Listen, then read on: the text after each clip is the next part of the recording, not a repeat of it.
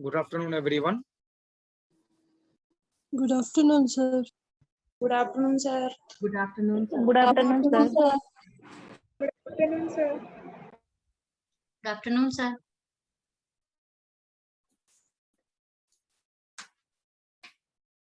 So, आज जो topic हम स्टार्ट करेंगे दैट इज ग्रीन्स फंक्शन. छोटा सा टॉपिक है, 3-4 बार अभी तक नेट एग्जामिनेशन में क्वेश्चन पूछे गए हैं और सॉल्वेबल क्वेश्चंस हैं. ठीक है, मतलब एक पर्टिकुलर टाइप के क्वेश्चंस होते हैं जो पूछे जाते हैं.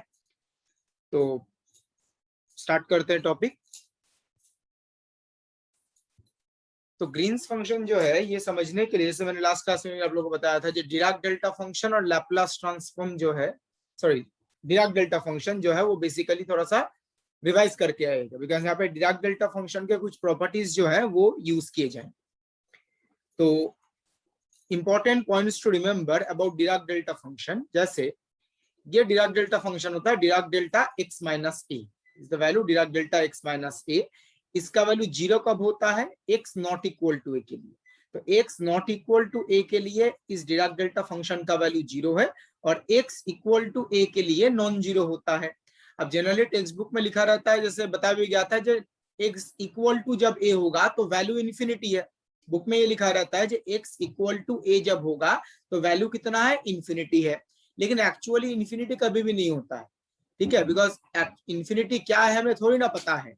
तो x not equal to A पे नॉन जीरो और x इक्वल टू ए पे कुछ non zero large non zero value. Infinity exactly नहीं होगा, some non zero value, but वो एग्जैक्ट वैल्यू क्या होगा वो बताना पॉसिबल नहीं होता. तो एक तो ये डिराक डेल्टा फंक्शन का डेफिनेशन.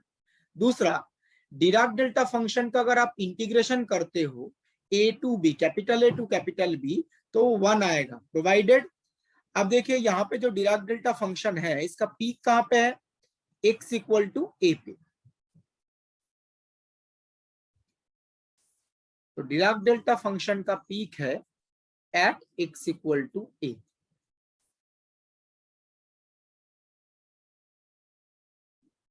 Small a. तो ये इस इंटीग्रेशन का वैल्यू 1 कब होगा? जो डिराक डेल्टा पीक है वो इस लोअर लिमिट अपर लिमिट के अंदर होना चाहिए.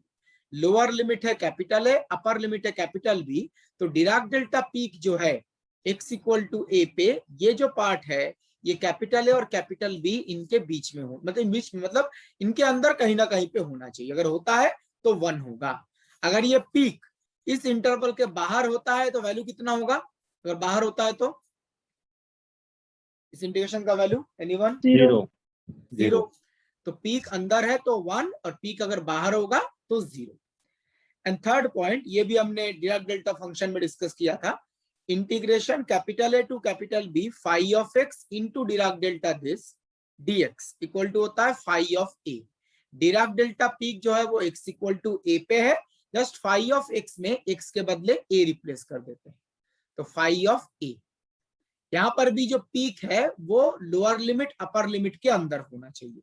अगर peak lower limit upper limit के बाहर होता है तो इंटीग्रेशन का वैल्यू 0 आ जाएगा. तो इस इंटीग्रेशन का वैल्यू फाई ऑफ ए आएगा, प्रोवाइडेड जो डिराक डेल्टा पीक है x इक्वल टू ए पे वो लोअर लिमिट अपर लिमिट के अंदर कहीं पे होना चाहिए. तो these are 3 important points about Dirac delta function. एक तो डिराक डेल्टा फंक्शन का मैथमेटिकल फॉर्म, एक इसका इंटीग्रेशन करेंगे तो 1 आएगा, प्रोवाइडेड पीक इंटरवल के अंदर होना चाहिए. और डिराक डेल्टा फंक्शन के साथ अगर कोई फंक्शन मल्टीप्लिकेशन में होता है तब इंटीग्रेशन का वैल्यू क्या होगा, ये थर्ड प्रॉपर्टी है. ओके, तो ये तो जस्ट एक रिवीजन है, ये हमने पहले भी डिस्कस किया था. मैं आगे प्रोसीड कर रहा हूं.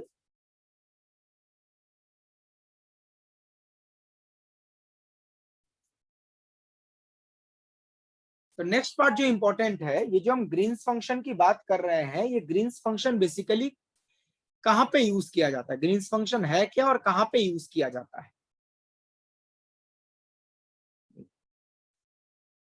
Green's function basically non homogeneous differential equation को सॉल्व करने में काम आता है. ग्रीन्स फंक्शन टेक्निक जो है वो बेसिकली क्या कहां पे काम आता है? Non homogeneous differential equation solve करने के लिए काम आता है. अब यहाँ पे आप चेक नोटिस करो, यहाँ पे मैंने क्या लिखा है? Solving non homogeneous ordinary differential equation. यहाँ पे जो हम डिस्कस करेंगे या जो हमारे सिलेबस में है वो क्या है, non homogeneous ordinary differential equation को ग्रीन्स फंक्शन से सॉल्व कैसे करते हैं, ग्रीन्स फंक्शन टेक्निक यूज करके। पर ध्यान रखिएगा, ये अगर ऑर्डिनरी डिफरेंशियल इक्वेशन ना होके पार्शियल डिफरेंशियल इक्वेशन भी होता है तब भी ग्रीन्स फंक्शन टेक्निक से सॉल्व कर सकते हैं।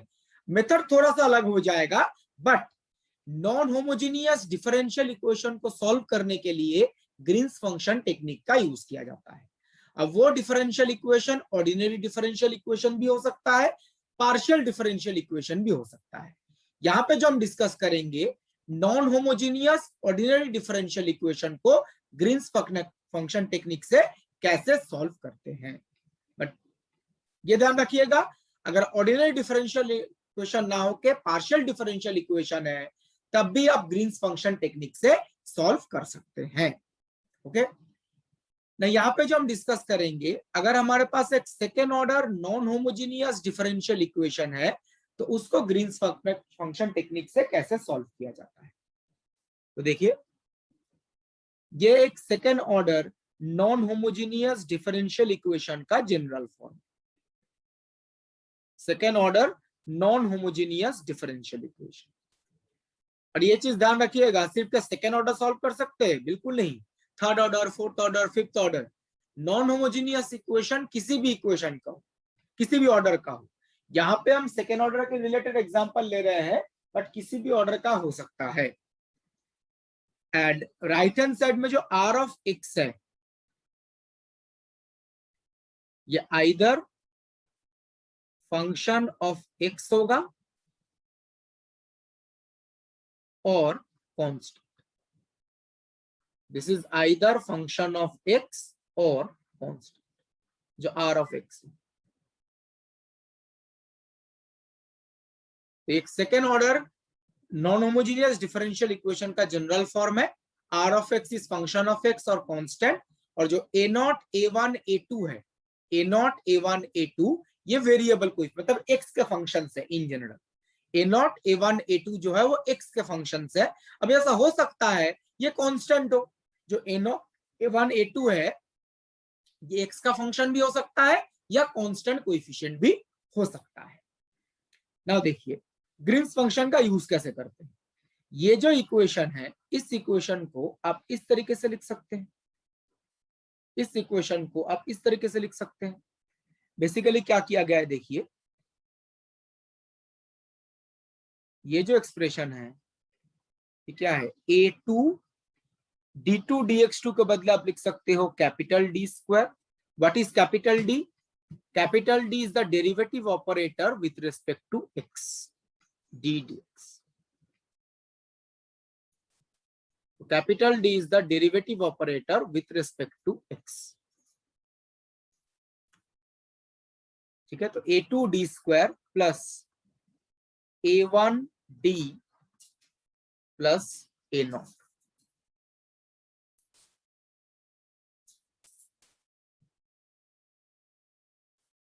ठीक है, तो इसको हम ऐसे लिख सकते हैं, a2 ये क्या है d स्क्वायर प्लस a1 ये d है, d मतलब capital D derivative operator plus a0।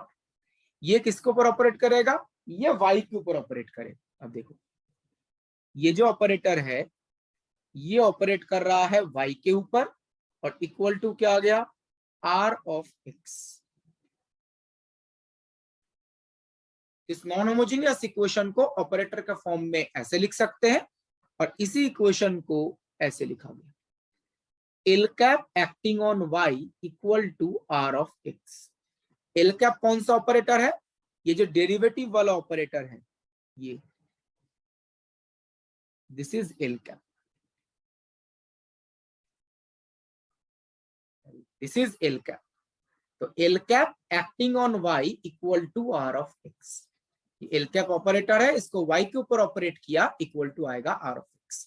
तो बेसिकली क्या किया गया, ये एक second order non homogeneous differential equation है, इसको ऑपरेटर के फॉर्म में ऐसे लिख दिया गया, जो ऑपरेटर है उसके टर्म्स में ऐसे लिख दिया गया, इसको बोल दिया गया equation 2। This is equation 1, this is equation 2। तो आई थिंक यहां तक क्लियर है। मैं आगे प्रोसीड करूंगा।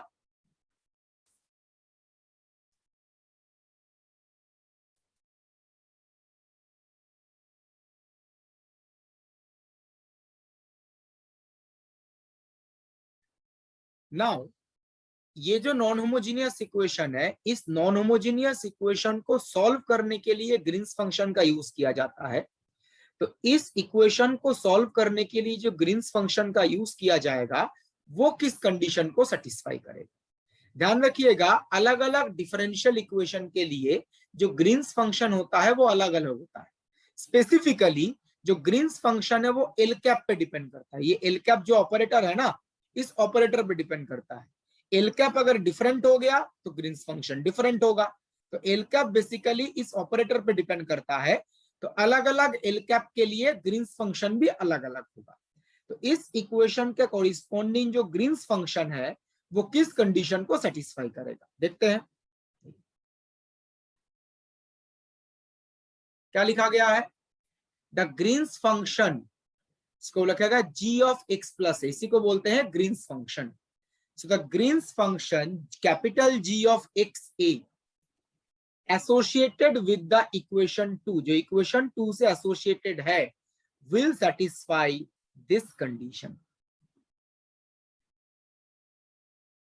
जो इक्वेशन 2 था ना, डिफरेंशियल इक्वेशन पिछले स्लाइड में, उस इक्वेशन को सॉल्व करने के लिए जिस ग्रीन्स फंक्शन का रिक्वायरमेंट है वो है कैपिटल G ऑफ एक्स ए, और ये ग्रीन्स फंक्शन इस कंडीशन को सेटिस्फाई करेगा।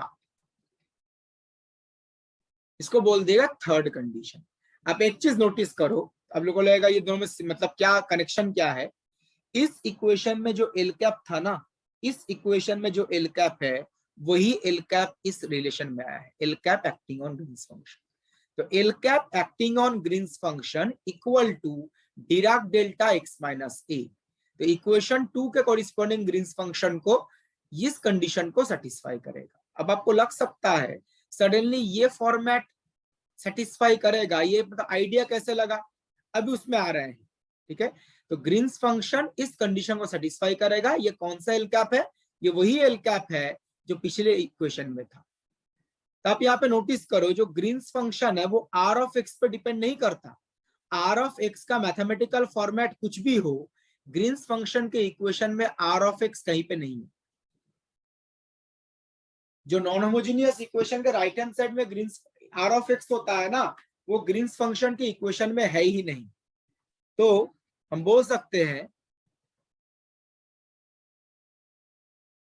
जो ग्रीन्स फंक्शन है इट डिपेंड्स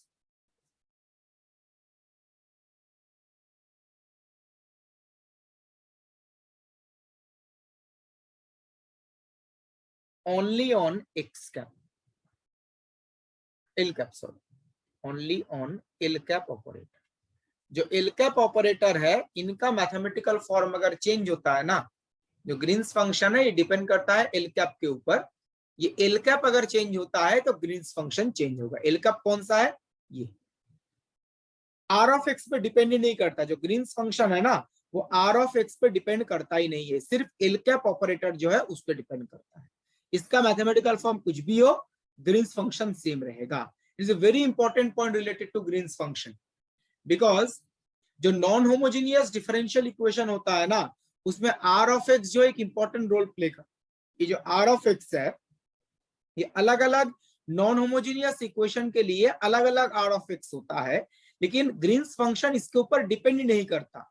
जब तक आपका एल कैप फिक्स्ड है तो उस इक्वेशन का ग्रीन्स फंक्शन भी फिक्स्ड होगा। तो Green's function right hand side में क्या फंक्शन है उस पर बिल्कुल डिपेंड नहीं करता, ये सिर्फ एल कैप पे डिपेंड करता है।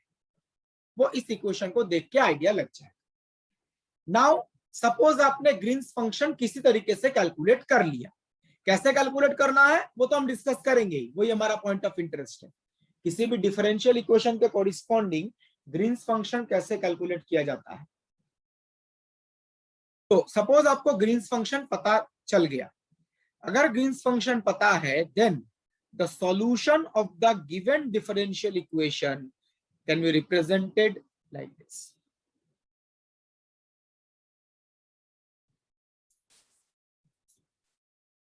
अगर आपको ग्रीन्स फंक्शन पता चल गया, कैसे पता चलेगा अभी बताएंगे, ऐसा नहीं जो आपको मतलब कुछ एज्यूम करना था, ऐसा कुछ दिमाग में सडनली चला आएगा। ग्रीन्स फंक्शन कैलकुलेट करने के प्रॉपर टेक्निक्स होते हैं, वो डिस्कस करेंगे। ग्रीन्स फंक्शन अगर पता चल गया, देन डिफरेंशियल इक्वेशन का सॉल्यूशन क्या लिख सकते हैं, ये कौन सा डिफरेंशियल इक्वेशन का सॉल्यूशन है, दिस वन। ये जो डिफरेंशियल इक्वेशन है, इसका सॉल्यूशन y आप लिख सकते हो integration from capital A to capital B, capital R of A, g of x a dA। यहाँ पे g ऑफ x a क्या है, ये तो ग्रीन्स फंक्शन है, ये बताया गया। ये R ऑफ A क्या है, मैं थोड़ा पीछे जा रहा हूं, देखिए ये इक्वेशन में जो R ऑफ x था ना, ये R ऑफ x के बदले क्या आ जाएगा, A आ जाएगा। तो यहाँ पे R ऑफ x जो है उसके बदले R ऑफ A आ जाएगा। इसका इंटीग्रेशन करेंगे capital A to capital B, और इंटीग्रेशन किसके रेस्पेक्ट में, स्मॉल a के रेस्पेक्ट में। ध्यान रखिएगा, इंटीग्रेशन x के रेस्पेक्ट में नहीं है, स्मॉल a के रेस्पेक्ट में है। स्मॉल a के रेस्पेक्ट में जब हम इंटीग्रेशन करेंगे, रिमेनिंग पार्ट किसका फंक्शन होगा, x का, और y x का ही फंक्शन होना चाहिए। तो अगर आपको ग्रीन्स फंक्शन पता है तो ये फॉर्मूला यूज करके आप ये सॉल्यूशन कैलकुलेट कर सकते हैं। And the important part is this, आप एक चीज नोटिस करो, जो सॉल्यूशन है वो किस पे डिपेंड करता है, ये ग्रीन्स फंक्शन पे डिपेंड तो करता ही है, r ऑफ x पे भी डिपेंड करता है। तो solution depends on r of x, because solution का जो फॉर्मूला है उसमें r ऑफ a प्रेजेंट है। r ऑफ a मतलब r ऑफ x से ही तो आएगा, x के बदले a रिप्लेस कर देंगे यहाँ पर। तो सॉल्यूशन r ऑफ x पे डिपेंड करता है, but Green's function r of x पे डिपेंड नहीं करता।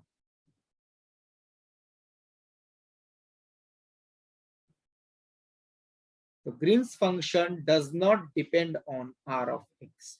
सॉल्यूशन तो डिपेंड करता है, बट ग्रीन्स फंक्शन डिपेंड नहीं करता। मतलब अलग अलग r ऑफ x के लिए सॉल्यूशन तो डिफरेंट होगा, बट ग्रीन्स फंक्शन सेम आएगा।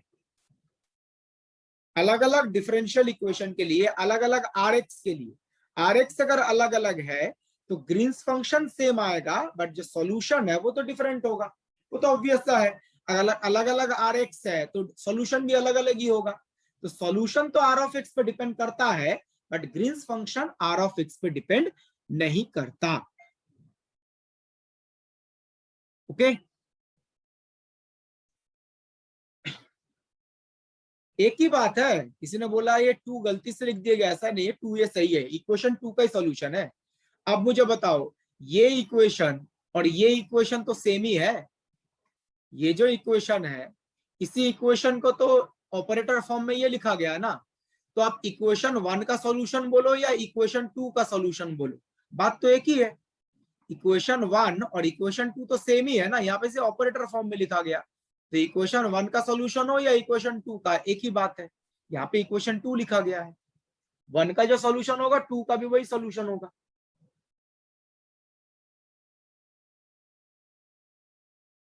ओके नाउ यहाँ पे देखिए कुछ चीजें आपको ध्यान रखनी है। एक तो बोला गया सॉल्यूशन r ऑफ x पे डिपेंड करता है, ग्रीन्स फंक्शन नहीं करता। जब आप ये कैलकुलेट करोगे y of x equal to this फॉर्मूले से, इंटीग्रेशन किसके रेस्पेक्ट में है, स्मॉल a के रेस्पेक्ट में, और ये जो a टू b है ये किसका लिमिट है, स्मॉल a का लिमिट है। तो इंटीग्रेशन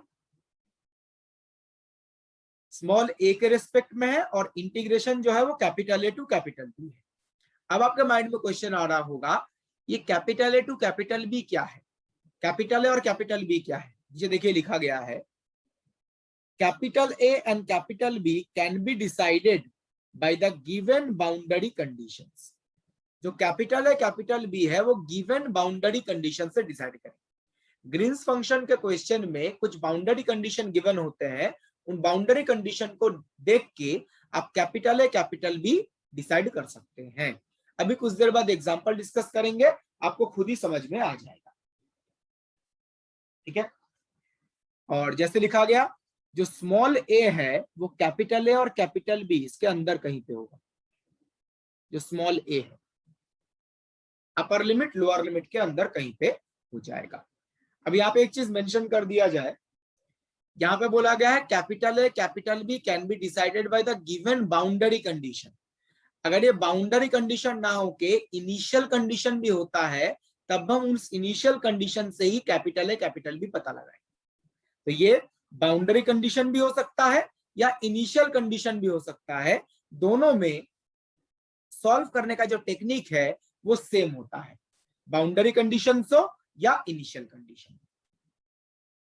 नाउ यहाँ पे एक चीज नोटिस करो, ये सॉल्यूशन इक्वल टू इस तरीके से लिखा गया एंड एक इंटीग्रल फॉर्म में, एंड जो ग्रीन्स फंक्शन है ये इस इंटीग्रेशन के अंदर है। ये देख के कुछ पता चल रहा है ग्रीन्स फंक्शन यहाँ पे कैसे ट्रीट कर सकते हैं ग्रीन्स फंक्शन को? अगर कोई टेक्निकल नाम देना चाहे, ग्रीन्स फंक्शन नहीं, ये ग्रीन्स फंक्शन यहाँ पे किस चीज का रोल प्ले कर रहा है? Dirac delta. Green's function Dirac delta थोड़ी ना होता है। ग्रीन्स फंक्शन के ऊपर ये ऑपरेटर ऑपरेट करेंगे तब डिराक डेल्टा है। Green's function is not Dirac delta. यहाँ पे ये ग्रीन्स फंक्शन को हम क्या बोल सकते हैं, इसका टेक्निकल नेम कैसे, क्या वर्क है इसका, क्या कर रहा है? मैं हिंट देता हूं, Fourier transform Laplace transform. Fourier transform Laplace transform में भी ऐसी इसी टाइप का कुछ इंटीग्रल था, लिमिट अलग अलग थे, राइट? कर्नल का राइट। फूरियर ट्रांसफॉर्म में कर्नल क्या था? e to the power minus iota k x, और लैप्लास ट्रांसफॉर्म में कर्नल क्या था? e to the power minus s x. इस केस में जब आप सॉल्व करते हैं ना, ये जो ग्रीन्स फंक्शन है ये बेसिकली कर्नल की तरह ही बिहेव कर रहा है।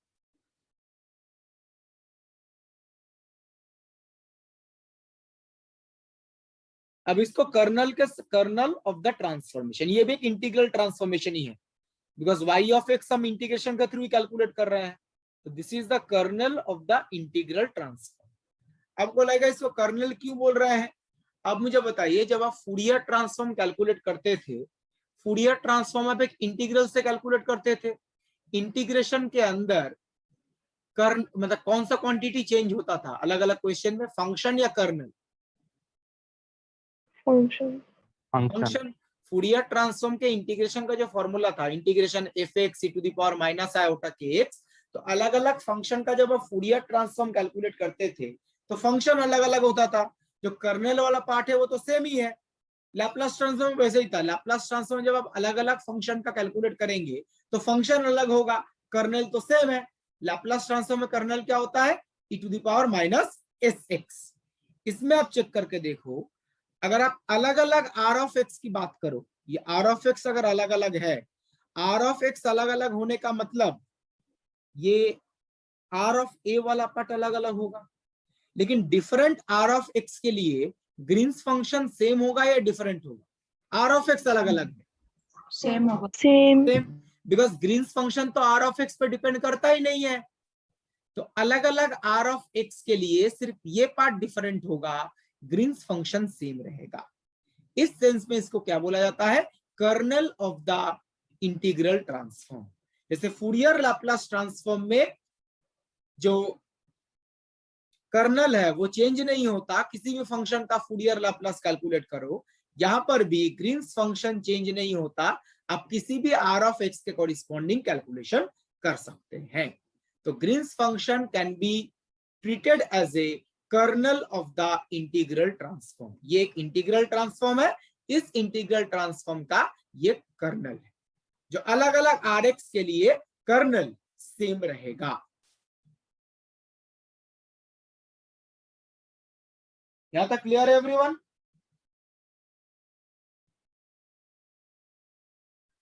तो मैं आगे प्रोसीड करूंगा।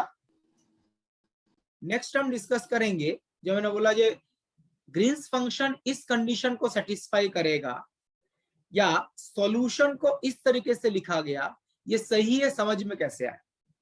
जैसे ग्रीन्स फंक्शन को ऐसे लिखा गया, इस कंडीशन को सेटिस्फाई करना चाहिए, जो सॉल्यूशन है वो इस रिलेशन को फॉलो करना चाहिए, इसके बारे में आइडिया कैसे मिला? मतलब अगर ये करेक्ट है उसको वेरीफाई कैसे करेंगे? अगर आप ये समझना चाहे ये करेक्ट है, हमें वेरीफाई करना है। आपने तो फॉर्मूला लिख दिया, बट सच में सॉल्यूशन इसी फॉर्मेट का होगा, ग्रीन्स फंक्शन इस कंडीशन को सेटिस्फाई करेगा, ऐसा क्यों लिया गया? तो मैं आगे प्रोसीड कर रहा हूं। देखिए हमारे पास डिफरेंशियल इक्वेशन क्या था, L cap acting on y of x equal to r of x, ये ओरिजिनल इक्वेशन था, ठीक है ना। इसका सॉल्यूशन क्या लिखा गया,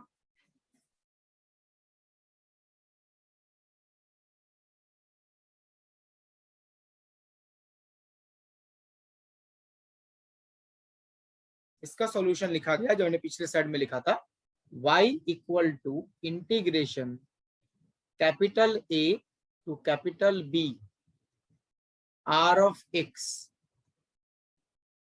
r of A into Dirac delta, not Dirac delta, Green's function जो x और a का फंक्शन है, और इंटीग्रेशन किसके रिस्पेक्ट में, a के, स्मॉल a के रिस्पेक्ट, ठीक है, ये लिखा गया था। अब मुझे बताइए ये y जो है अगर इस इक्वेशन का सॉल्यूशन है तो वो इस इक्वेशन को सेटिस्फाई करना चाहिए। अगर ये y इस इक्वेशन का सॉल्यूशन है तो इस इक्वेशन को सेटिस्फाई करेगा। ऐसा वेरीफाई कर सकते हैं कि सॉल्यूशन इस फॉर्मेट का क्यों लिखा गया है। तो देखिए क्या करते हैं, L cap acting on y, y मतलब सॉल्यूशन, जो सॉल्यूशन ऊपर लिखा गया उसको यहाँ पे रिप्लेस कर,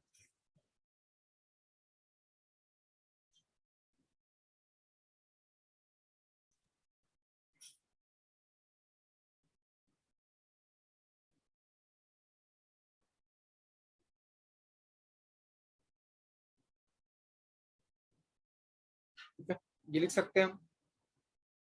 ना आप यहाँ पे चेक करके देखो इंटीग्रेशन किसके रेस्पेक्ट में है, ए के रेस्पेक्ट में, तो integration is with respect to a. And ये जो ऑपरेटर है एल कैप के अंदर बेसिकली क्या प्रेजेंट है, डेरिवेटिव। एल कैप जो एक्सप्रेशन है उसके अंदर क्या प्रेजेंट है, डेरिवेटिव ही तो प्रेजेंट है, और डेरिवेटिव किसके रेस्पेक्ट में है, Okay. एक्स के रेस्पेक्ट में। तो it is derivative, it contains differentiation with respect to x.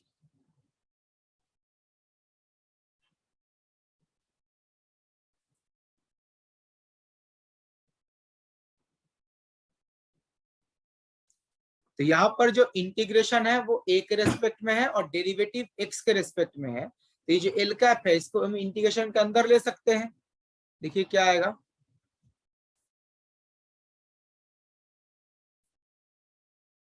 Integration A to B capital are of A into l cap acting on this.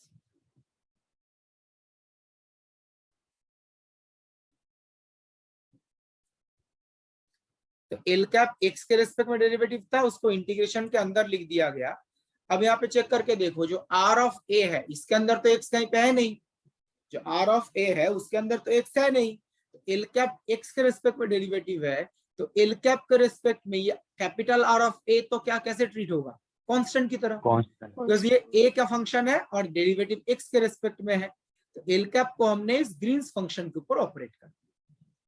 Now आप notice करो ये जो l cap acting on Green's function equal to क्या आएगा, क्या assume किया गया था, Del x minus a. Del x minus a. Dirac delta X minus,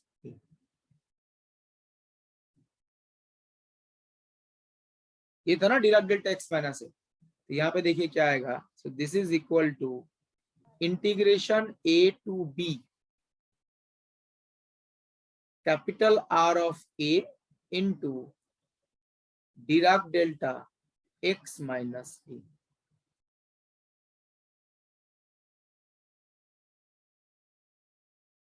ठीक है, अब बताइए according to the property of Dirac delta function इस इंटीग्रेशन का वैल्यू आप क्या लिख सकते हैं, R of R x. x. R x. R of x. ध्यान रखिएगा यहाँ पे वेरिएबल कौन है, A A. small a. Small है।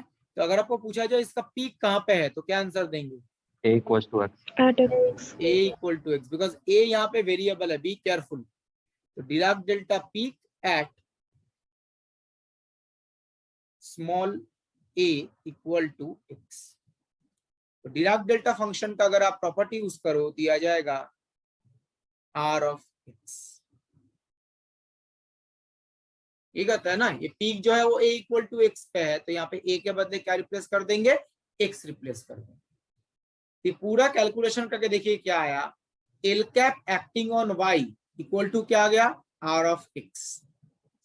L cap acting on y is equal to r of x, यही तो इक्वेशन था जिसको हम सॉल्व कर रहे थे। तो इसका सॉल्यूशन अगर आप इस फॉर्म में लिखते हैं तो ये फॉर्मेट इस डिफरेंशियल इक्वेशन को सेटिस्फाई कर रहा है।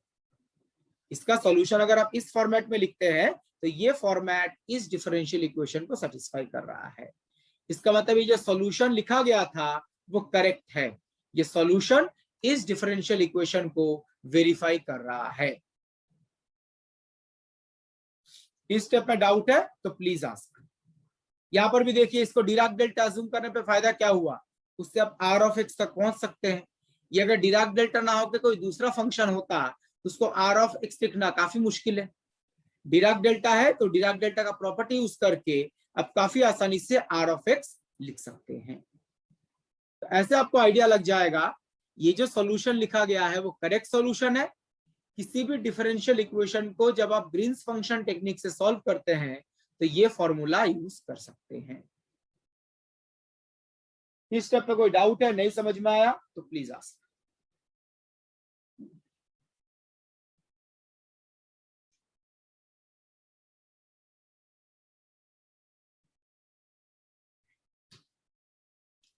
तो मैं आगे प्रोसीड कर रहा हूं।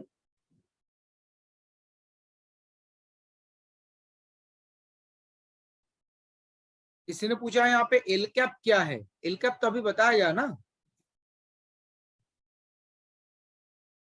जो मेन डिफरेंशियल इक्वेशन में था। L cap is a2d square plus a1d plus a0।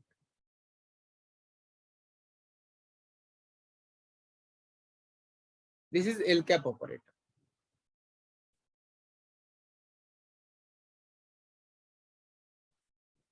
a2d square plus a1d plus a0। मैं आगे प्रोसीड कर रहा हूं, यहां तक तो क्लियर होगा। नेक्स्ट पार्ट हम डिस्कस करेंगे। ये तो हमने देखा ये y इक्वल टू जो एक्सप्रेशन है ये सॉल्यूशन को रिप्रेजेंट कैसे करता है, ये हमने वेरीफाई कर लिया।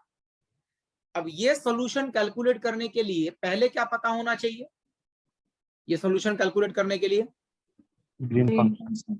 Green's function. ग्रीन्स फंक्शन पता है तो ये सॉल्यूशन कैलकुलेट कर सकते हैं, काफी आसान है, इंटीग्रेशन तो करना है।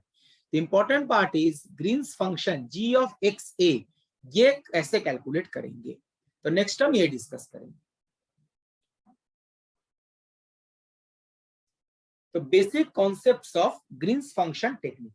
ग्रीन्स फंक्शन टेक्निक में बेसिकली जो ग्रीन्स फंक्शन है वो कैलकुलेट कैसे किया जाता है वो डिस्कस करेंगे।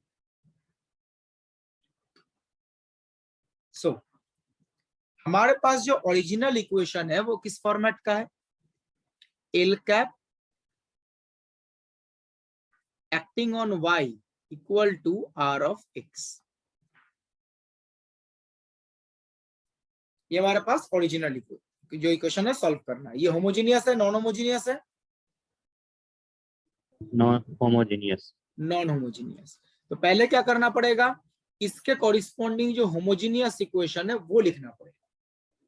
ये हमारे पास ओरिजिनल इक्वेशन होमोजीनियस इक्वेशन है, इसको होमोजीनियस इक्वेशन में, नॉन होमोजीनियस है, होमोजीनियस इक्वेशन में कन्वर्ट करना है। तो बताइए नॉन होमोजीनियस को होमोजीनियस में कन्वर्ट करने के लिए क्या करते हैं, Equal to 0. 0 के equal to किसको, Rx. R of R. X. जो राइट हैंड साइड में आर ऑफ एक्स है इसको अगर आप 0 पुट कर देते हो तो ये होमोजीनियस इक्वेशन ही आ जाएगा। तो r of x equal to 0 replace किया तो आ जाएगा l cap y equal to 0. This is nothing but the homogeneous equation corresponding to the given non homogeneous equation. आपको लग सकता है होमोजेनियस इक्वेशन का सॉल्यूशन क्यों कैलकुलेट किया गया, ओरिजिनल क्वेश्चन तो नॉन होमोजेनियस था. वो अभी समझ में आएगा. देखिए ये होमोजेनियस इक्वेशन क्यों लिखा गया. तो l cap acting on y equal to 0, इसको आप ऐसे लिख सकते हैं a2 d2y dx2 a1 dy dx plus a0 y equal to 0. So this is the homogeneous equation corresponding to the given non-homogeneous equation. ठीक है. Now next क्या करना है, इसको इक्वेशन 5 बोल दिया गया. इस नॉन होमोजेनियस इक्वेशन के दो इंडिपेंडेंट सॉल्यूशन कैलकुलेट करने हैं, लीनियरली इंडिपेंडेंट सॉल्यूशन. तो suppose y1 and y2 are two linearly independent solutions of the equation 5. ऊपर होमोजेनियस इक्वेशन लिखा गया है ना, इसके दो लिनियरली इंडिपेंडेंट सॉल्यूशन हम कैलकुलेट करेंगे. एक को y1 बोल दिया गया, दूसरे को y2 बोल दिया गया. एंड सिंस ये दोनों लिनियरली इंडिपेंडेंट है तो जनरल सॉल्यूशन को हम क्या लिख सकते हैं, इन दोनों का linear combination c1y1 plus c2y2. ये दोनों ही लिनियरली इंडिपेंडेंट सॉल्यूशंस हैं, तो जनरल सॉल्यूशन हम क्या लिख सकते हैं, इन दोनों का लीनियर कॉम्बिनेशन.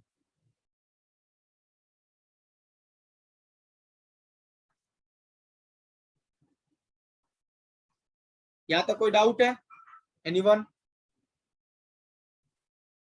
दो इंडिपेंडेंट सॉल्यूशन कैलकुलेट किए गए, फिर जनरल सॉल्यूशंस का कॉम्बिनेशन होता है. ठीक है, अभी एग्जांपल डिस्कस कर रहे हैं, जस्ट थोड़ा सा वेट कीजिए. जो इंपॉर्टेंट पार्ट है, यहाँ पे जो ओरिजिनल क्वेश्चन था वो नॉन होमोजीनियस था, तो यहाँ पे होमोजीनियस इक्वेशन कैलकुलेट करके उसका इंडिपेंडेंट सॉल्यूशन क्यों कैलकुलेट किया गया. ठीक है, इसका रीजन आपको नेक्स्ट स्लाइड में मिल जाएगा. देखिए जो ग्रीन्स फंक्शन है वो किस कंडीशन को सेटिस्फाई करता है, Green's function satisfies this condition. L cap operator को अगर आप ग्रीन्स फंक्शन के ऊपर ऑपरेट करो तो क्या आ जाएगा, डिराक डेल्टा फंक्शन.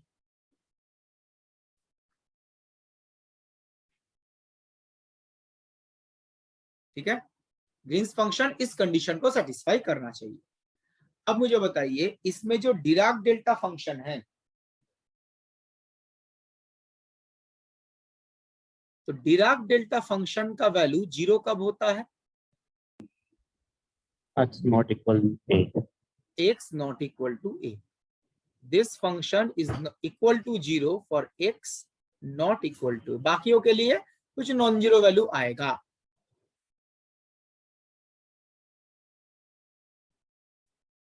तो क्या किया गया, देखिए पहले सॉल्व किया गया x not equal to a के लिए. x not equal to a के लिए सॉल्यूशन क्या होगा, ये पहले कैलकुलेट किया गया. अब ये पहले कैलकुलेट क्यों किया गया, x इक्वल टू a कहां पे चला गया, ये ध्यान रखिएगा. ये में भी आप लोगों ने क्वांटम मैकेनिक्स में डिराक डेल्टा पोटेंशियल पढ़ा है ना, Dirac delta potential. Yes sir. उसमें time independent Schrodinger equation solve कैसे करते हैं ये भी सर ने बताया होगा. ठीक है, उसमें भी श्रोडिंगर इक्वेशन का राइट हैंड साइड में क्या होता है, डिराक डेल्टा फंक्शन. तो उसमें पहला स्टेप क्या करते हैं, ध्यान है किसी को, सॉल्व करने के लिए, वेव फंक्शन पता करने के लिए, X not equal. राइट. मतलब जिस पॉइंट पे डिराक डेल्टा पीक प्रेजेंट है उस पॉइंट को छोड़ के बाकी पॉइंट्स के लिए सॉल्यूशन कैलकुलेट करते हैं. जैसे यहाँ पे डिराक डेल्टा फंक्शन का पीक कहाँ पे है, x इक्वल टू a पे, तो x इक्वल टू a को छोड़ के बाकी पॉइंट्स के लिए हम सॉल्यूशन कैलकुलेट करेंगे. तो बाकी पॉइंट्स मतलब x not equal to a. Peak कहाँ पे है, x इक्वल टू a पे. हम यहाँ पे सॉल्यूशन किसके लिए कैलकुलेट कर रहे हैं, x not equal to a के लिए. आपको लगेगा x not equal to a, x equal to a होगा तो क्या होगा, x इक्वल टू a वाले पार्ट को सॉल्यूशन में कैसे इंट्रोड्यूस करते हैं ये हम कुछ देर बाद डिस्कस कर रहे हैं. अभी हम x not equal to a के लिए सॉल्व करते हैं.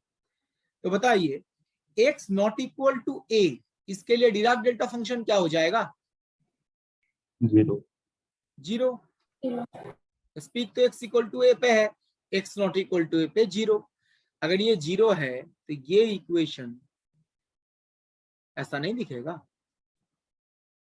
राइट हैंड साइड में जो डिराक डेल्टा फंक्शन है वो 0 है।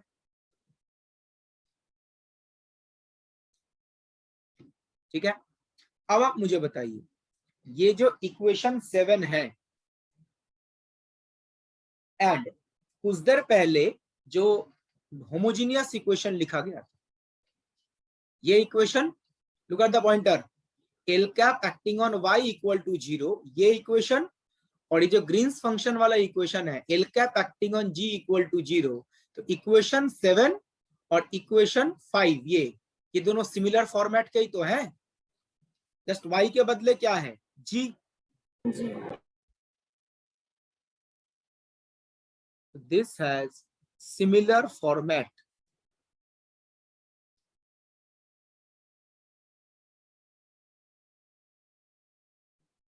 As the homogeneous equation. जो होमोजेनियस इक्वेशन का फॉर्म था उसी टाइप का इक्वेशन है।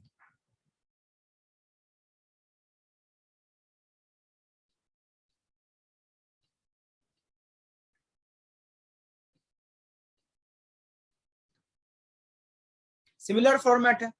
तो बताइए अगर इस इक्वेशन का और जो पहले होमोजेनियस इक्वेशन लिखा गया था, मैं इक्वेशन यहाँ पे लिख ही देता हूं, क्या होमोजेनियस इक्वेशन था, L cap acting on y equal to 0। अगर दोनों इक्वेशन का फॉर्मेट सेम है तो जनरल सॉल्यूशन भी तो सेम होगा। अगर दोनों का फॉर्मेट सेम है तो जनरल सॉल्यूशन का फॉर्मेट भी सेम होगा। जैसे यहाँ पे आप देखो ये जो इक्वेशन था इसका जनरल सॉल्यूशन क्या लिखा गया था, y is equal to c1y1 plus c2y2। मतलब जो जनरल सॉल्यूशन है वो y1 y2 का लीनियर कॉम्बिनेशन है। जो जनरल सॉल्यूशन है वो y1 y2 का लीनियर कॉम्बिनेशन है। दैट मींस जो ग्रीन्स फंक्शन है इसका जो सॉल्यूशन होगा वो भी y1 और y2 का लीनियर कॉम्बिनेशन होगा। क्यों बोल रहे हैं, बिकॉज ये इक्वेशन, ये जो इक्वेशन है L cap acting on y equal to 0 and l cap acting on Green's function equal to 0, ये दोनों इक्वेशंस सिमिलर फॉर्मेट के हैं। इक्वेशन अगर सिमिलर फॉर्मेट के हैं तो जनरल सॉल्यूशन भी सिमिलर फॉर्मेट का होगा। तो इस इक्वेशन का सॉल्यूशन क्या था, c1y1 प्लस c2y2। तो इस इक्वेशन का जनरल सॉल्यूशन भी क्या होगा, इसी फॉर्मेट का आएगा।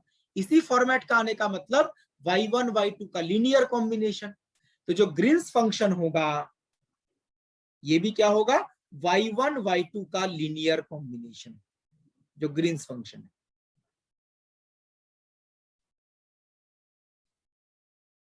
Of y1 and y2, y1 y2 जो पहले बताया गया, दो लीनियरली इंडिपेंडेंट सॉल्यूशन लिखेंगे।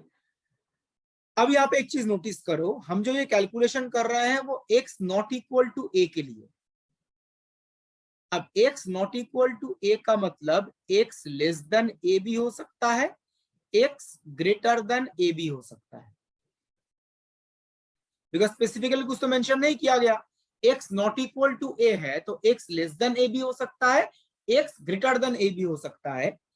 x लेस देन वाला जो रीजन है उसको हमने बोला रीजन 1, और x ग्रेटर देन a वाला जो रीजन है उसको बोल दिया रीजन 2। तो रीजन 1 और रीजन 2 इन दोनों में जो आप ग्रीन्स फंक्शन लिखोगे वो y1 और y2 का लीनियर कॉम्बिनेशन ही होगा। वही चीज देखिए यहां पे लिखा गया है, Green's function is nothing but the linear combination of y1 and y2 function.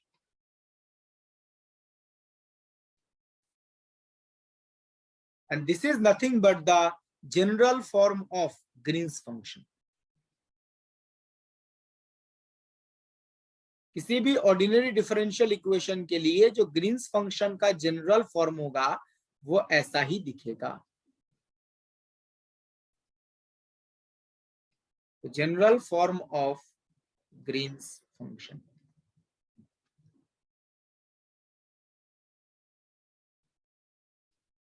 Basically आप याद कैसे रखेंगे, जो होमोजीनियस इक्वेशन है उसका सोल्यूशन क्या था, y1 y2।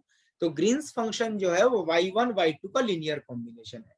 यहाँ पे कितने रीजन थे, 2 रीजन, रीजन 1 रीजन 2, दोनों के लिए अलग अलग लिखा गया। देखिए x लेस देन a, ये कौन सा रीजन है, region 1। x greater than a, ये कौन सा रीजन है, रीजन 2।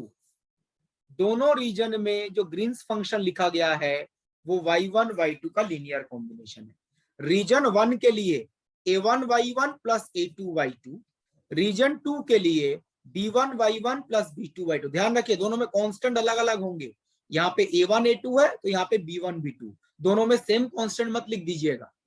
इंपॉर्टेंट पार्ट है दोनों रीजन में ही y1 y2 का लीनियर कॉम्बिनेशन होगा। यहाँ पे a1 a2 लिखा गया, यहाँ पर b1 b2 लिखा गया। This is the general form of Green's function. अब मुझे कोई बता सकता है ये जो a1 a2 b1 b2, ये जो कांस्टेंट्स हैं a1 a2 b1 b2, ये कोई कांस्टेंट नंबर होगा या किसी पर्टिकुलर पैरामीटर पे डिपेंड करेगा? ये कांस्टेंट, चार कांस्टेंट बताइए, constant number depends on boundary condition. Constant number मतलब कुछ नंबर 2 3 4 ऐसे नंबर्स आएंगे, ये मैं पूछ रहा हूँ। नो, ये तो एक्सप्रेशन देके थोड़ा बहुत आइडिया होना चाहिए। ग्रीन्स फंक्शन किस पे डिपेंड करता है, x और a पे ना। तो अगर x वाला पार्ट तो y1 y2 पे है तो कहीं पे a तो आना चाहिए। ग्रीन्स फंक्शन के अंदर x का डिपेंडेंसी भी होगा, स्मॉल a का डिपेंडेंसी भी होगा। जो y1 y2 है उसके अंदर x का डिपेंडेंसी दिख रहा है, तो ये स्मॉल a का डिपेंडेंसी भी तो कहीं ना कहीं पे आना चाहिए। अगर स्मॉल a ना आए तो ग्रीन्स फंक्शन के एक्सप्रेशन में स्मॉल a क्यों लिखा गया है?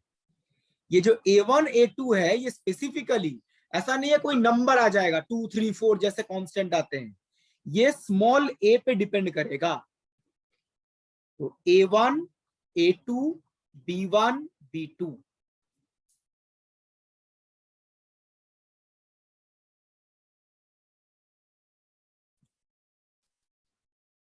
it will depend on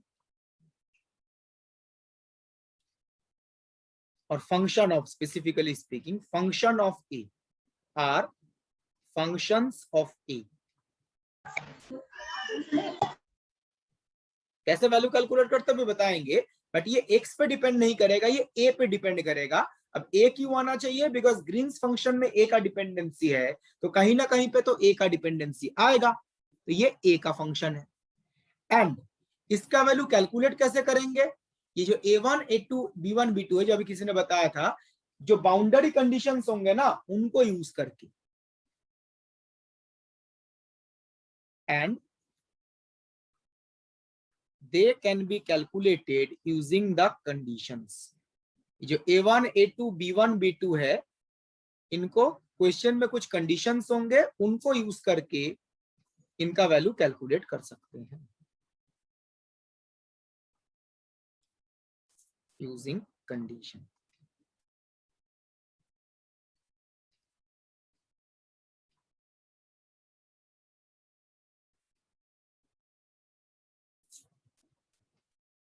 ठीक है, इस पॉइंट में किसी को डाउट है, एनीवन? अभी कंडीशंस का भी बताएंगे, डोंट वरी, बट ये स्मॉल a का फंक्शन होगा, क्लियर है। और ये ग्रीन्स फंक्शन का फॉर्म ऐसा क्यों लिखा गया, ये पार्ट इंपॉर्टेंट है। एग्जाम में आपको एक्सप्लेन नहीं करना है, लेकिन आपको खुद को समझ में आना चाहिए।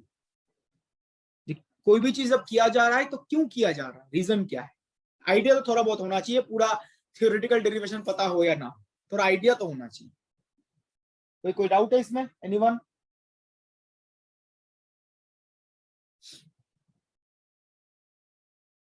तो मैं आगे प्रोसीड कर रहा हूं। नेक्स्ट ब्रीफली बता देते हैं, ये जो बोला गया a1 a2 b1 b2, ये कहां से कैलकुलेट करते हैं, कुछ कंडीशंस यूज करके। अब बताइए यहाँ पे 4 क्वांटिटीज हैं, a1 a2 b1 b2, 4 quantities हैं। अगर 4 क्वांटिटीज के वैल्यूज कैलकुलेट करने हैं तो मिनिमम कितने कंडीशंस होनी चाहिए, मिनिमम 2।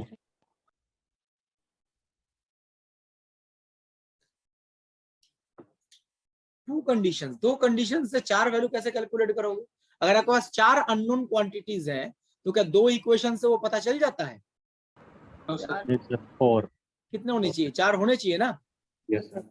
ठीक है। जैसे 4 अननोन वेरिएबल्स, जैसे मान के 2 अननोन वेरिएबल्स है x एंड y, तो 2 इक्वेशन। 3 अननोन वेरिएबल्स है x y z, तो 3 इक्वेशंस होने चाहिए। तो यहाँ पे 4 अननोन क्वांटिटीज हैं a1 a2 b1 b2, तो इनको सॉल्व करने के लिए हमारे पास 4 कंडीशंस होनी चाहिए।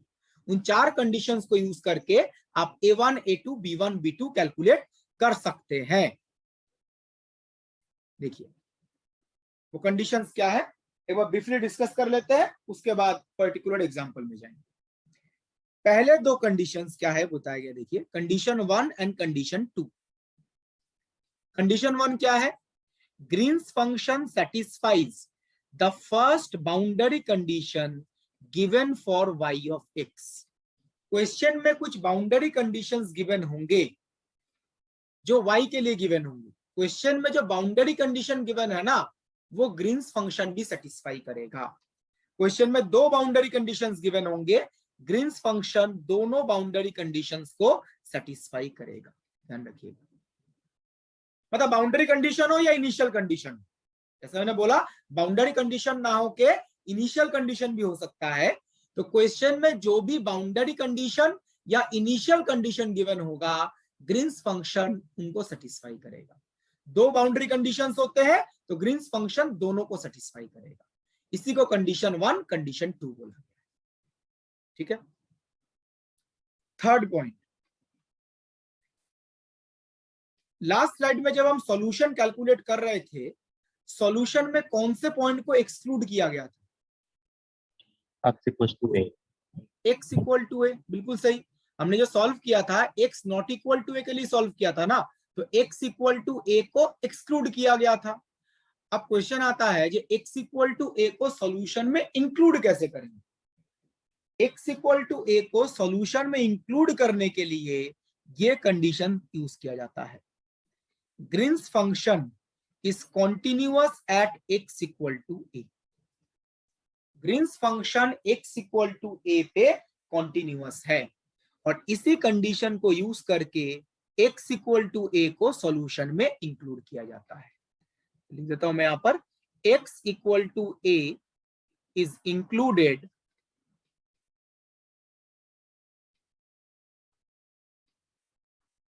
in the solution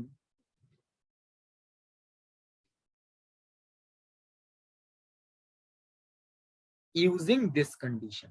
पहले हमने x इक्वल टू ए को कंसीडर नहीं किया था, ये कॉन्टिन्यूटी कंडीशन यूज करके हम x इक्वल टू ए को सॉल्यूशन में इंक्लूड कर सकते हैं।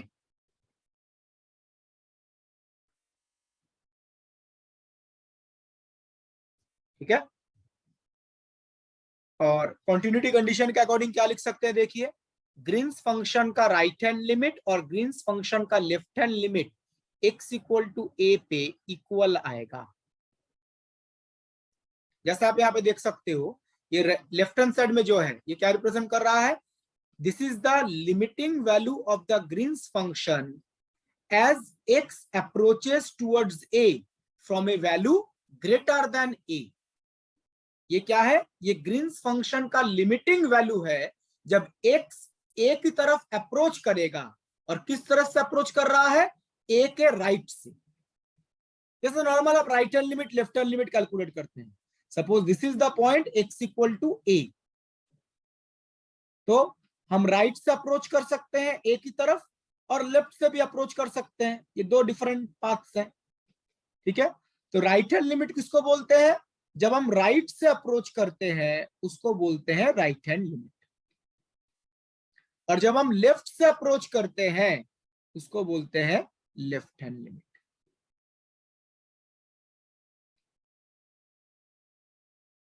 ठीक है, तो राइट से अप्रोच करेंगे तो वो राइट हैंड लिमिट, और लेफ्ट से अप्रोच करेंगे तो वो क्या होगा? Left hand limit. दोनों इक्वल होने चाहिए, कहां पर? x इक्वल टू ए। जब आप लिमिटिंग वैल्यू कैलकुलेट करोगे तब हम बोलेंगे फंक्शन कॉन्टिन्यूअस है, ग्रीन्स फंक्शन। अब यहाँ पे एक चीज थोड़ा ध्यान रखिएगा जो एग्जाम में आप लोगों को यूज करना पड़ेगा। राइट हैंड लिमिट का मतलब है हम स्मॉल ए के राइट से अप्रोच कर रहे हैं, स्मॉल ए के राइट से अप्रोच कर रहे हैं। राइट में जो वैल्यू है वो ए से बड़ा है या ए से छोटा है? ए से बड़ा। ए से बड़ा। तो ये कौन सा रीजन है, रीजन 1 या रीजन 2? रीजन 2। रीजन 2। इसका मतलब है जब आप ग्रीन्स फंक्शन का राइट हैंड लिमिट कैलकुलेट करेंगे तो कौन सा ग्रीन्स फंक्शन का एक्सप्रेशन यूज करेंगे, जो रीजन 2 में है। बिकॉज राइट हैंड लिमिट का मतलब आप इस तरफ से अप्रोच कर रहे हो, इस रीजन में x का वैल्यू a से बड़ा है, मतलब रीजन 2। तो राइट हैंड लिमिट कैलकुलेट करने के लिए ग्रीन्स फंक्शन का कौन सा एक्सप्रेशन यूज करेंगे, जो रीजन 2 का है। मैं थोड़ा पीछे जा रहा हूं, देखिए रीजन 2 ये था ना, तो इसके लिए ग्रीन्स फंक्शन का जो एक्सप्रेशन है ये वाला, इसको यूज करके आप राइट हैंड लिमिट कैलकुलेट करोगे। ये इंपॉर्टेंट है। अगर आपने ये फंक्शन गलत चूज कर लिया ना लिमिटिंग वैल्यू कैलकुलेट करने के टाइम पे, तो आंसर भी गलत ही आएगा। फिर देखिए जो लेफ्ट हैंड लिमिट है इस केस में x का वैल्यू a से छोटा है, कम है a से। ये कौन सा रीजन है, रीजन 1। इसका मतलब लेफ्ट हैंड लिमिट कैलकुलेट करने के लिए जब आप ग्रीन्स फंक्शन का यूज करेंगे तो कौन सा ग्रीन्स फंक्शन हम लेंगे, जो रीजन 1 में है। तो जो रीजन 1 में है उस ग्रीन्स फंक्शन को यूज करके हम लेफ्ट हैंड लिमिट कैलकुलेट करेंगे, और जो ग्रीन्स फंक्शन रीजन 2 में है उसको यूज करके आप राइट हैंड लिमिट कैलकुलेट करोगे। और सिंस ग्रीन्स फंक्शन कॉन्टिन्यूअस है तो right hand limit left hand limit equal होना चाहिए। किसी को किसी पॉइंट में डाउट है जो यहां पे बताया गया तो प्लीज आस्क, अदरवाइज मैं आगे प्रोसीड करूंगा।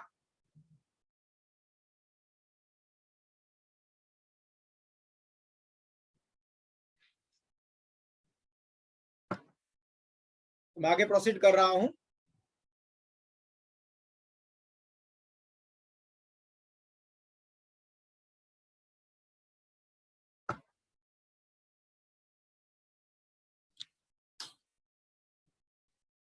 तो 3 कंडीशन बताए गए।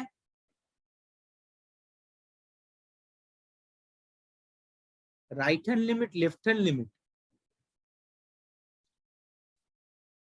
ये मैंने बोला ना, जैसे right hand limit left hand limit का मतलब है यहाँ पे x इक्वल टू a पे फंक्शन कॉन्टिन्यूअस होना चाहिए।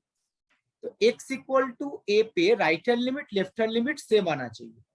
अब x इक्वल टू a पे राइट हैंड लिमिट का मतलब क्या है, हम x इक्वल टू a की तरफ अप्रोच कर रहे हैं from a value greater than a, मतलब a के राइट से अप्रोच कर रहे हैं। जब राइट से अप्रोच करेंगे तभी क्या बोलेंगे, राइट हैंड लिमिट। तो a के राइट में x का वैल्यू क्या है, a से ज्यादा ही तो होगा, x ग्रेटर देन a। अब देखिए x ग्रेटर देन a, ये जो रीजन है, लुक एट द पॉइंटर, ये जो रीजन है ये कौन सा रीजन है, रीजन 2 है ना। x ग्रेटर देन है कौन सा रीजन हमने बोला, रीजन 2। हम अपने हिसाब से इनका नाम दे रहे हैं, इसको रीजन 2 बोला। तो जब आप राइट हैंड लिमिट कैलकुलेट करोगे, ये राइट हैंड लिमिट जब आप कैलकुलेट करोगे तो ग्रीन्स फंक्शन के बदले कुछ रिप्लेस करना होगा ना। तो राइट हैंड लिमिट कैलकुलेट करने के टाइम पे ग्रीन्स फंक्शन के बदले क्या रिप्लेस करेंगे, ग्रीन्स फंक्शन के बदले वो एक्सप्रेशन रिप्लेस करेंगे जो रीजन 2 के लिए हमने लिखा था।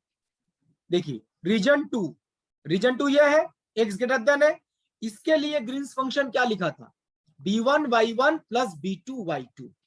तो जब आप राइट हैंड लिमिट कैलकुलेट करेंगे ना, ये कैलकुलेशन जब आप करेंगे ग्रीन्स फंक्शन के बदले कौन सा एक्सप्रेशन यूज करेंगे, ये b1y1 प्लस b2y2।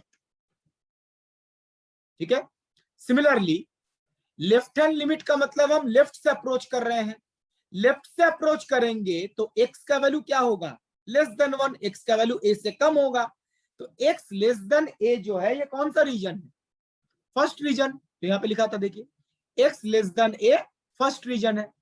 तो फर्स्ट रीजन में ग्रीन्स फंक्शन क्या लिखा गया था, a1y1 प्लस a2y2।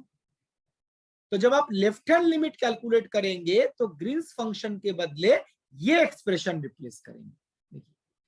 ये लेफ्ट हैंड लिमिट जब कैलकुलेट करेंगे तो ग्रीन्स फंक्शन है ना, इसके बदले आप ये एक्सप्रेशन रिप्लेस करोगे a1y1 प्लस a2y2। तो रीजन 1 में जो ग्रीन्स फंक्शन है वो किसके लिए यूज होगा? लेफ्ट हैंड लिमिट कैलकुलेट करने के लिए। और रीजन 2 में जो ग्रीन्स फंक्शन है वो किसके लिए यूज होगा? राइट हैंड लिमिट कैलकुलेट करने के लिए। अभी कुछ देर बाद एग्जांपल डिस्कस करेंगे तो और भी क्लियर हो जाएगा। अभी तो इन जनरल चीजें बता रहे हैं कि कैसे कंडीशन अप्लाई किए जाते हैं, कब कौन सा यूज किया जाता है। पर्टिकुलर एग्जांपल लेंगे तो और ज्यादा क्लियर हो जाएगा। ठीक है, मैं आगे प्रोसीड कर रहा हूं। सर ये general form of green function कैसे लिखा है, एक बार फिर से बता दीजिए, मेरा नेटवर्क इशू हो गया था। मैंने यहाँ पे बोला ये जो ग्रीन्स फंक्शन का जो ये कंडीशन था, L cap acting on Green's function equal to 0, ये जो इक्वेशन है और ये इक्वेशन सिमिलर फॉर्मेट का है। देखने में कि जैसा लग रहा है ना, यहाँ पे y है और यहाँ पे y के बदले क्या है? ग्रीन्स फंक्शन है। तो ये इक्वेशन और ये इक्वेशन सिमिलर फॉर्मेट का है। अब मुझे बताइए इस इक्वेशन का जनरल फॉर्म सॉल्यूशन क्या होता है? ऐसा ही तो होता है ना, ये जो होमोजेनियस इक्वेशन है इसका जनरल सॉल्यूशन होता है y1 y2 का लीनियर कॉम्बिनेशन। तो इस इक्वेशन का जनरल सॉल्यूशन भी क्या होगा? y1 y2 का लीनियर कॉम्बिनेशन। तो इसीलिए ग्रीन्स फंक्शन को देखिए y1 y2 का लीनियर कॉम्बिनेशन लिखा।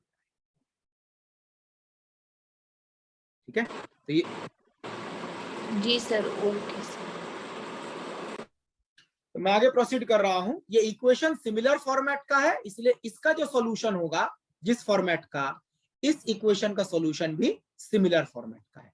यहाँ पे दो रीजन थे, दो रीजन्स के लिए अलग अलग एक्सप्रेशन लिखे गए, एक में a1 a2, दूसरे में b1 b2।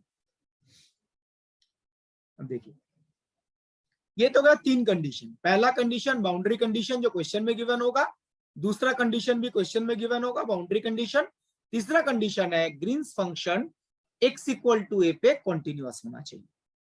Now the most important condition, fourth one.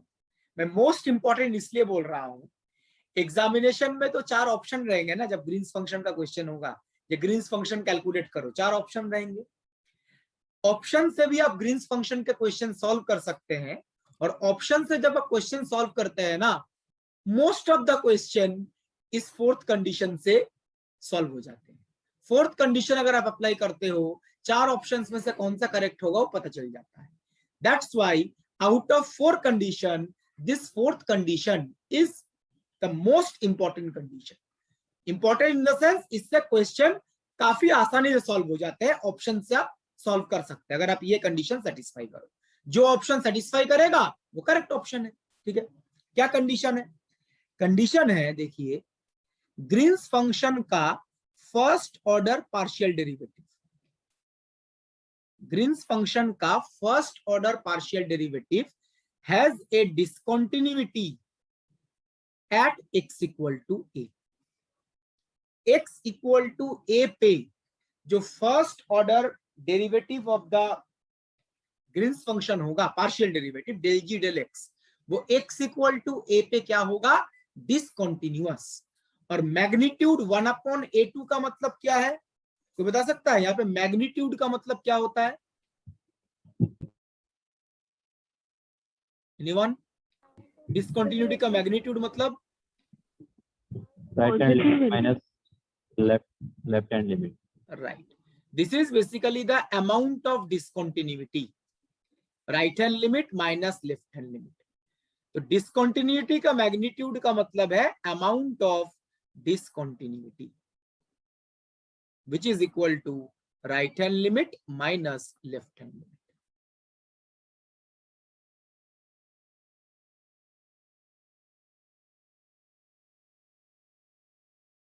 तो ये चीज ध्यान रखिएगा, जो डेल जी डेल एक्स है ग्रीन्स फंक्शन का फर्स्ट ऑर्डर पार्शियल डेरिवेटिव, वो x इक्वल टू a पे डिसकंटिन्यूअस होता है, और अमाउंट ऑफ डिसकंटिन्यूटी होगा या मैग्नीट्यूड ऑफ डिसकंटिन्यूटी होगा 1/a2 इंटू a। Now ये a2 क्या है देखिए, a2 is the coefficient of d2y dx2 in the original equation. जो ओरिजिनल इक्वेशन नहीं है, ओरिजिनल इक्वेशन क्या था, होमोजीनियस या non homogeneous? Original equation non homogeneous. Non homogeneous. उस नॉन होमोजीनियस इक्वेशन में जो सेकेंड ऑर्डर डेरिवेटिव था, मतलब हाईएस्ट ऑर्डर डेरिवेटिव था d2y dx2, उसी का कोएफिशिएंट तो है ये।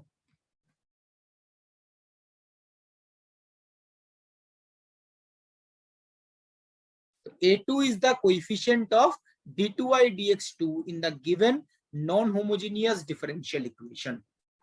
यहाँ पे क्या है, 1/a2 into a, मतलब x के बदले यहाँ पे a रिप्लेस करना है। और a कौन सा पॉइंट है, अगर आपको ये पूछा जाए,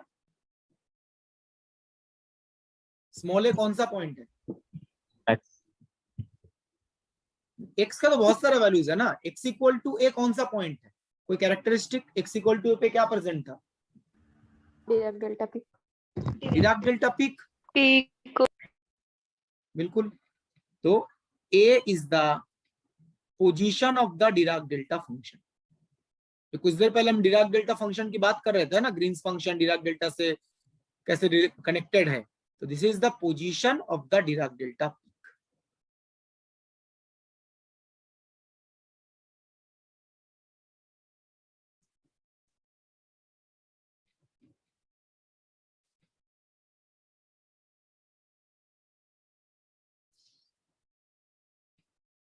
ठीक है, अब यहाँ पे देखिए ऊपर क्या लिखा गया है, डेल जी डेल एक्स अगर डिसकंटिन्यूअस है तो उसका right hand limit left hand limit different होगा, और राइट हैंड लिमिट और लेफ्ट हैंड लिमिट के बीच में जो डिफरेंस है वो कितना आएगा, 1/a2 into a। यही क्यों आएगा, बिकॉज आपके माइंड में क्वेश्चन आ रहा होगा ये डेल जी डेल एक्स डिसकंटिन्यूअस होगा, ये समझ में कैसे आए? आपने बोल दिया डिसकंटिन्यूअस है, सही है, चलिए, लेकिन डिसकंटिन्यूअस क्यों है?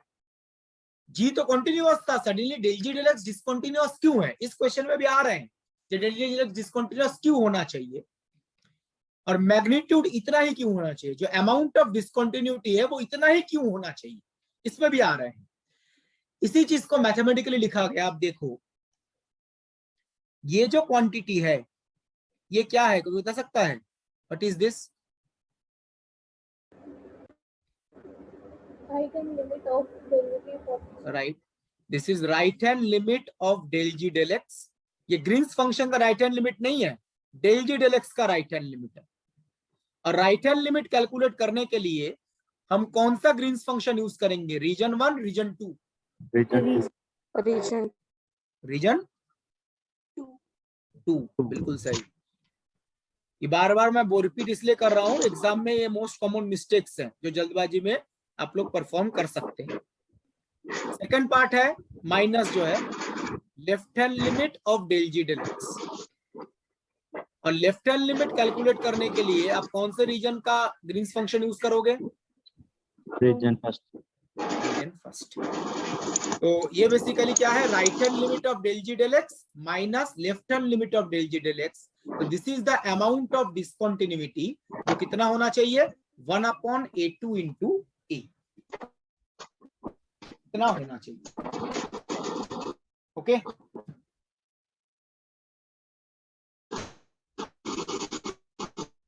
रेनू प्लीज माइक ऑफ कीजिए।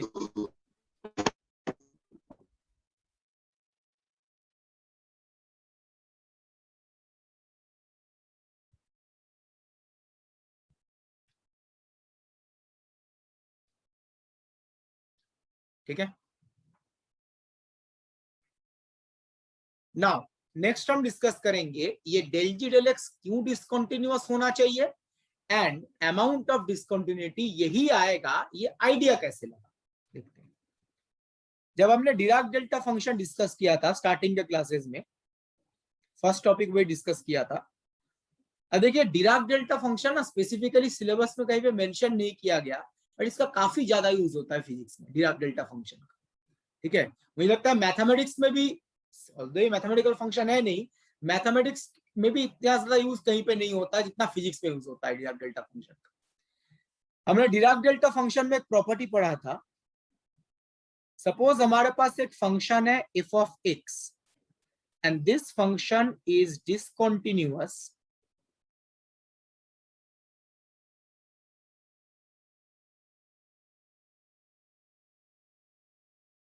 Eight a point x equal to x not.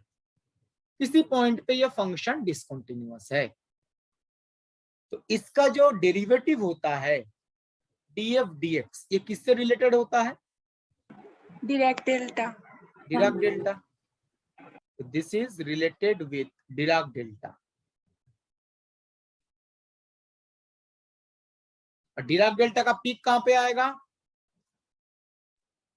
x naught. x not पे, बिल्कुल सही। तो Dirac delta first order derivative जो है वो डिराक डेल्टा से रिलेटेड होगा, एंड डिराक डेल्टा फंक्शन का जो स्ट्रेंथ है वो किसके साथ इक्वल होगा?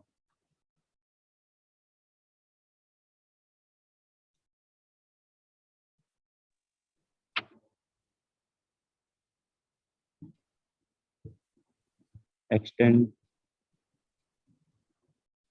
किसके साथ बताइए? ये भी पढ़ा था हमने, ये तो इंपॉर्टेंट है डिराक डेल्टा का। amount of discontinuity. Right. Amount और of डिसकंटिन्यूटी discontinuity किसमें है? क्या? फंक्शन में या डेरिवेटिव में? सर डेरिवेटिव में। नहीं, इस केस में जो लिखा गया है फंक्शन में, डेरिवेटिव में? function में fx फंक्शन में है, तो this is equal to amount of discontinuity in f of x।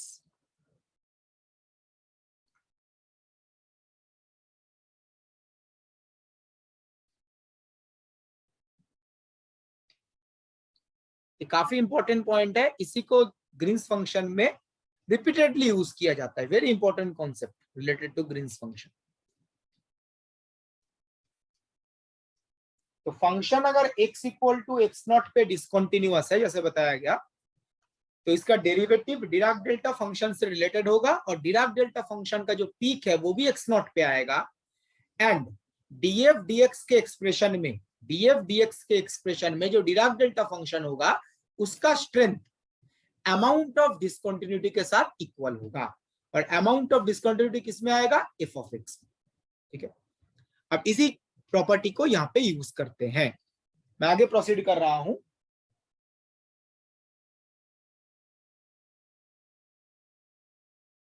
देखिए,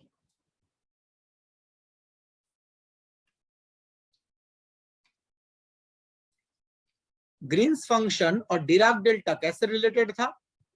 L cap acting on Green's function is equal to Dirac delta x minus a. Green's function Dirac delta इसी से connected था। इसको I think हमने कौन सा equation बोला था? इक्वेशन 6 या 5 कुछ था, देख लीजिए। नाउ एल कैप जो है उसको यहाँ पे रिप्लेस करते हैं, क्या आएगा देखिए। एल कैप था a2 d square plus a1 d plus a not acting on Green's function will be equal to Dirac delta function।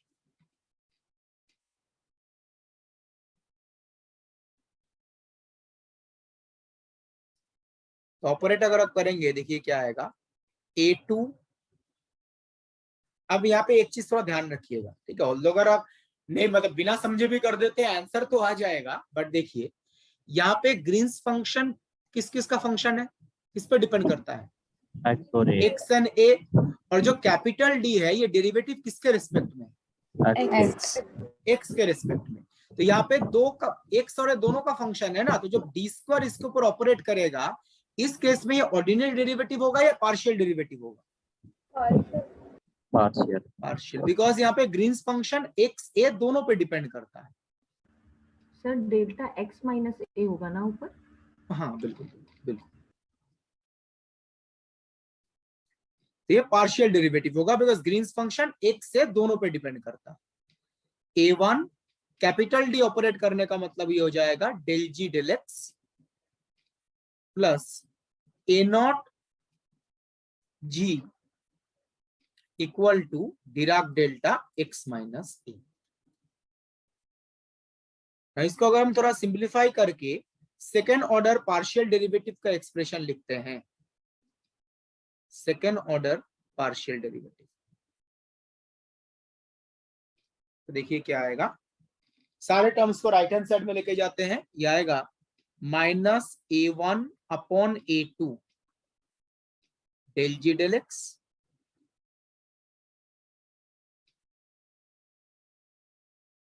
Minus a0 upon a2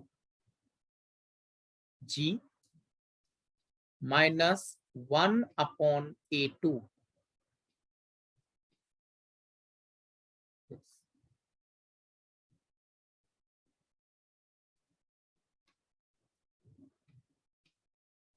तो सेकेंड ऑर्डर पार्शियल डेरिवेटिव को आप ऐसे लिख सकते हैं। डिराक डेल्टा फंक्शन जो positive है फिर लास्ट वाली टर्म बिल्कुल बिल्कुल बिल्कुल बिल्कुल।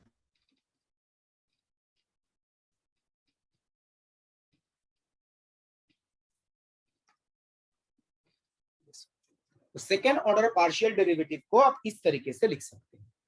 The important part two notice is this, जो सेकेंड ऑर्डर डेरिवेटिव है ये हाईएस्ट ऑर्डर डेरिवेटिव है, ये सेकेंड ऑर्डर डेरिवेटिव किससे कनेक्टेड है, ये देखिए ये कनेक्टेड है डिराक डेल्टा फंक्शन से। हम हाईएस्ट ऑर्डर डेरिवेटिव चेक करते हैं तो सेकेंड ऑर्डर डेरिवेटिव किससे कनेक्टेड है, डिराक डेल्टा फंक्शन से। हमने क्या पढ़ा था, फंक्शन अगर डिसकंटिन्यूअस है तो डेरिवेटिव डिराक डेल्टा से रिलेटेड होगा। रिवर्स स्टेटमेंट, डेरिवेटिव अगर डिराक डेल्टा से कनेक्टेड है इसका मतलब फंक्शन क्या होगा, डिसकंटिन्यूअस। तो बताइए यहां पे सेकेंड ऑर्डर पार्शियल डेरिवेटिव किससे कनेक्टेड है, डिराक डेल्टा फंक्शन से कनेक्टेड है। तो डिसकंटिन्यूटी किस फंक्शन में आना चाहिए, सेकेंड ऑर्डर डिराक डेल्टा से कनेक्टेड है फर्स्ट ऑर्डर फर्स्ट ऑर्डर में। जैसे यहां पर फर्स्ट ऑर्डर डिराक डेल्टा है तो फंक्शन में डिसकंटिन्यूटी आएगा। First order derivative Dirac delta है तो फंक्शन में डिसकंटिन्यूटी। यहाँ पे second order derivative Dirac delta से कनेक्टेड है तो फर्स्ट ऑर्डर में डिसकंटिन्यूटी आएगा। तो यही से हम बोल सकते हैं जो ग्रीन्स फंक्शन का फर्स्ट ऑर्डर डेरिवेटिव है वो डिसकंटिन्यूअस नेचर का होगा। ये डिराक डेल्टा फंक्शन का property, first order partial derivative will be is discontinuous.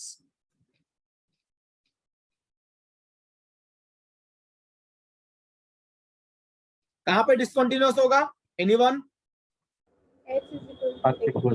x equal to a। जहां पे डिराक डेल्टा पीक होता है वहीं पे डिसकंटिन्यूटी होगा, ध्यान रखिएगा। डिराक डेल्टा पीक कहां पे है, x इक्वल टू a पे, तो डिसकंटिन्यूटी भी कहां पे होगा, x इक्वल टू a पे। And the second important point, amount of discontinuity किसके साथ इक्वल होता है,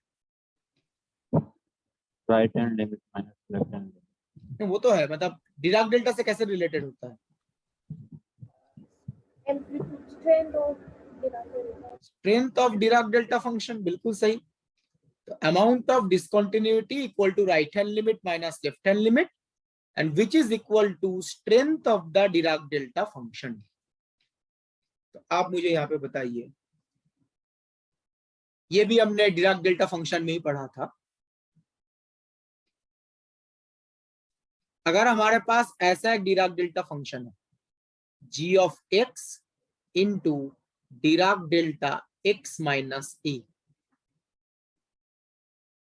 ये एक डिराक डेल्टा फंक्शन है और आपको पूछा गया इस फंक्शन का स्ट्रेंथ बताइए, g ऑफ a।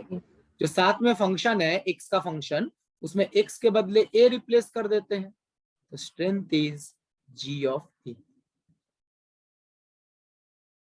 इसी को यूज कीजिए। देखिए इस क्वेश्चन में फंक्शन डिराक डेल्टा वाला पार्ट क्या है, 1 अपॉन a2। a2 कांस्टेंट होना चाहिए या फंक्शन ऑफ x भी हो सकता है, फंक्शन ऑफ a भी हो सकता है, x भी हो सकता है, इन जनरल x का फंक्शन ही मान लेते हैं। 1 upon a2 into Dirac delta, यही तो है ना एक्सप्रेशन। ये जो एक्सप्रेशन है ये क्या है, 1 upon a2 into Dirac delta. तो इसका स्ट्रेंथ कितना आएगा, 1/2a।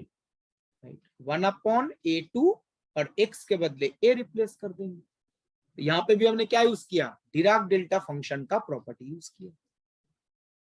Amount of discontinuity calculate करने के लिए।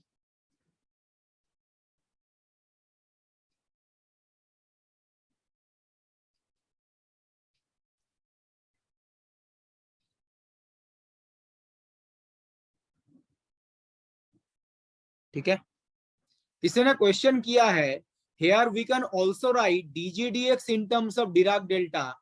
ये हमने डिराक डेल्टा में देखा था, ऑलवेज हम हाईएस्ट ऑर्डर डेरिवेटिव की बात करते हैं। किसी ने बोला है dgdx को भी तो हम ऐसे लिख सकते हैं। आप एक चीज ध्यान रखना, जब आप किसी फंक्शन का सेकेंड ऑर्डर डेरिवेटिव कैलकुलेट करते हैं, उसके अंदर फर्स्ट ऑर्डर डेरिवेटिव का डिपेंडेंसी आ सकता है। रिपीटिंग, किसी फंक्शन का जब आप सेकेंड ऑर्डर डेरिवेटिव कैलकुलेट करते हैं, तब फर्स्ट ऑर्डर डेरिवेटिव का डिपेंडेंसी उसके अंदर आ सकता है। जब आप फर्स्ट ऑर्डर डेरिवेटिव कैलकुलेट करते हो, उसमें क्या सेकेंड ऑर्डर का डिपेंडेंसी आ सकता है? नहीं आ सकता ना। तो इस इक्वेशन का मतलब क्या है, आपने सेकेंड ऑर्डर डेरिवेटिव कैलकुलेट किया और सेकेंड ऑर्डर डेरिवेटिव के एक्सप्रेशन में फर्स्ट ऑर्डर डेरिवेटिव का भी एक्सप्रेशन आया, ग्रीन्स फंक्शन का भी एक्सप्रेशन आया। ऐसा नहीं है जब फर्स्ट ऑर्डर डेरिवेटिव कैलकुलेट करेंगे तो सेकेंड ऑर्डर का डिपेंडेंसी आएगा, ये ऐसा होता ही नहीं है। तो यहाँ पे ये जो एक्सप्रेशन है वो किस चीज का एक्सप्रेशन है? सेकेंड ऑर्डर डेरिवेटिव का एक्सप्रेशन है। और सेकेंड ऑर्डर डेरिवेटिव के एक्सप्रेशन में first order of the function आया है, फंक्शन आया है और डिराक डेल्टा आया है। फर्स्ट ऑर्डर डेरिवेटिव के एक्सप्रेशन में सेकेंड ऑर्डर नहीं आ सकता। ठीक है, तो ऑलवेज जब हम डिराक डेल्टा से कनेक्ट करेंगे, हम हाईएस्ट ऑर्डर डेरिवेटिव को ही डिराक डेल्टा से कनेक्ट करेंगे।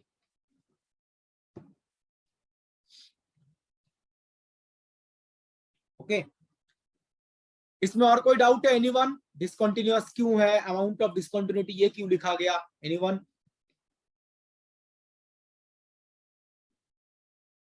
एक चीज ध्यान रखिएगा, ग्रीन्स फंक्शन रिलेटेड बहुत ज्यादा मतलब मैटर आपको टेक्स्ट बुक में भी ना मिले, बिकॉज आप जो मैथमेटिक्स टेक्स्ट बुक अब जनरली आप लोगों के पास है, जो इंडियन ऑथर का टेक्स्ट बुक है, तो इंडियन ऑथर के टेक्स्ट बुक में मे भी ग्रीन्स फंक्शन उतना डिटेल्स में नहीं दिया गया है। लेकिन कहीं कोई भी टेक्स्ट बुक अगर मिलता है ना, या कहीं पे भी कोई नोट्स अगर आपको मिले, बहुत सारे लोग क्या करते हैं, ये बोलते हैं जो अमाउंट ऑफ डिसकंटिन्यूटी है उसको डायरेक्ट 1 लिख देते हैं। ये जो अमाउंट ऑफ डिसकंटिन्यूटी मैंने 1/A2 लिखा है ना, तो हो सकता है बहुत सारे नोट्स में जो आपको इंटरनेट में मिले या कहीं पे भी मिले, उसमें डायरेक्ट ये 1 लिखा गया है। ये अमाउंट ऑफ डिसकंटिन्यूटी डायरेक्ट 1 नहीं होता है। जनरली क्या है, in most of the questions A2 का वैल्यू 1 होता है। अभी तक जितने भी क्वेश्चन पूछे गए एग्जामिनेशन में या बुक्स में, नोट, इंटरनेट पे जो भी एग्जाम्पल रहता है, हर जगह पे A2 का वैल्यू 1 ही रहता है। A2 अगर 1 है तो 1/1 1 ही हो जाएगा। बट ये जरूरी नहीं है, ऐसा क्वेश्चन हो ही सकता है जिसमें A2 का वैल्यू 1 ना हो, कोई दूसरा नंबर हो। तो ये चीज ध्यान रखिएगा, अमाउंट ऑफ डिसकंटिन्यूटी ऑलवेज 1 नहीं होता। इसका एक्सप्रेशन है 1/A2। अगर A2 का वैल्यू 1 है तो ये 1/1 1 ही हो जाएगा। तो बी केयरफुल, ऑलवेज 1 होना जरूरी नहीं है, ये क्वेश्चन पे डिपेंड करता है। अभी तक जो क्वेश्चन पूछे गए हैं हर जगह पे A2 1 गिवन था, बट जरूरी थोड़ी ना है जिसके बाद जो क्वेश्चन पूछा जाए उसे 1 ही दे जाए, कोई दूसरा नंबर भी हो सकता है। तो A2 के अकॉर्डिंग ये अमाउंट ऑफ डिसकंटिन्यूटी चेंज कर जाएगा। Be careful about that. ठीक है, तो मैं आगे प्रोसीड कर रहा हूं। आई थिंक यहां तक क्लियर है ये।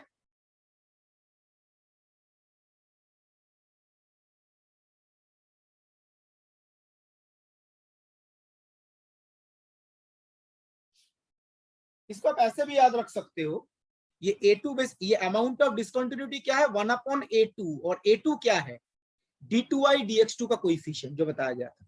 अब ऐसे याद रखना, A2 क्या है d2i dx2 का कोएफिशिएंट। सपोज ये सेकेंड ऑर्डर इक्वेशन ना होके थर्ड ऑर्डर इक्वेशन होता, ऐसा हो सकता है। जैसे मैंने बोला, ये हम डिस्कस किसके लिए कर रहे हैं, सेकेंड ऑर्डर इक्वेशन के लिए। बट ये सेम मेथड हम थर्ड ऑर्डर डिफरेंशियल इक्वेशन के लिए भी यूज कर सकते हैं।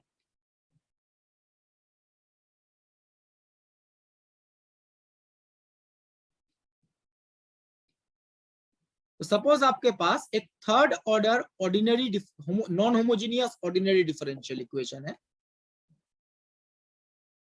थर्ड ऑर्डर नॉन होमोजीनियस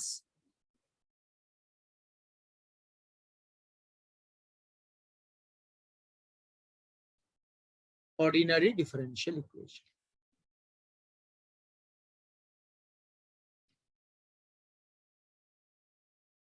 ठीक है, मतलब इसका फॉर्मेट क्या होगा देखिए, A3, मैं जस्ट एक आइडिया देता हूं, एग्जाम में सेकेंड ऑर्डर ही पूछा जाता है, बट मान चलो बाई चांस कभी थर्ड ऑर्डर से रिलेटेड पूछ लिया जाए तो आपको आइडिया होना चाहिए।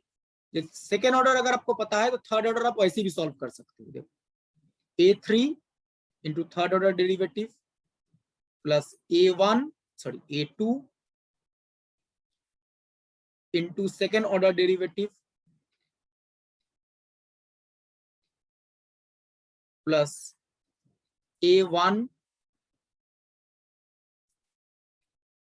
x into first order derivative plus A0 acting on y equal to r of x। एक third order non homogeneous equation हमने। ठीक है, अब मुझे बताइए क्या बताया गया, क्या करते हैं हम, ग्रीन्स फंक्शन को पहले जनरल फॉर्म लिखते हैं। इस केस में कितने इंडिपेंडेंट सॉल्यूशन आएंगे, सेकेंड ऑर्डर में कितने आए थे, 2 आए थे ना, इसमें 3 आएंगे, y1 y2 y3। तो इस केस में भी 2 रीजन्स होंगे और 3 इंडिपेंडेंट सॉल्यूशन। देखिए तो ग्रीन्स फंक्शन को क्या लिखेंगे, उन तीनों का linear combination, A1 y1 A2 y2 A3 y3। ये कौन से रीजन में है, first region second region, first region. First region मतलब x लेस देन a। ऐसे ही सेकंड रीजन में आप ग्रीन्स फंक्शन लिख सकते हैं b1 y1 plus b2 y2 plus b3 y3।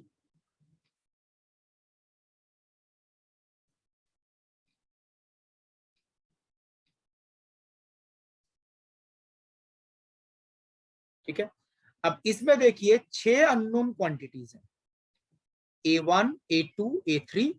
ये किस पर डिपेंड, किसका फंक्शन होगा, ये ए का, स्मॉल a का फंक्शन होगा। तो अगर 6 अननोन क्वांटिटीज हैं, इनको कैलकुलेट करने के लिए कितने कंडीशन पता होने चाहिए, 6 कंडीशन। 6 कंडीशन। अब 6 कहां से आएंगे बताइए, अभी तो 4 ही थे, सेकेंड ऑर्डर में तो 4 ही थे, 6 कहां से लिखेंगे, तो बता सकता है। सर जो कंडीशन gx की होगी वो डेरिवेटिव की होगी, फर्स्ट ऑर्डर डेरिवेटिव। पहले बाउंड्री कंडीशन पे आते हैं। सेकेंड ऑर्डर वाले में कितने बाउंड्री कंडीशन थे, 4। बाउंड्री कंडीशन, मेरे बात सही से सुन लीजिए, बाउंड्री कंडीशन 2 ही थे ना यस सर। जो क्वेश्चन में गिवन होते हैं, बाकी तो कंटिन्यूटी डिसकंटिन्यूटी का कंडीशन था। ठीक है ना, तो थर्ड ऑर्डर में कितने बाउंड्री कंडीशन गिवन होंगे क्वेश्चन में, 3। सेकेंड ऑर्डर में अगर क्वेश्चन में 2 कंडीशन होते हैं तो थर्ड ऑर्डर में कितने होंगे, 3 गिवन होंगे। तो condition 1 2 3 are basically the boundary conditions. तो 3 boundary conditions given in the question और इनिशियल कंडीशन, बाउंड्री कंडीशन और इनिशियल कंडीशन।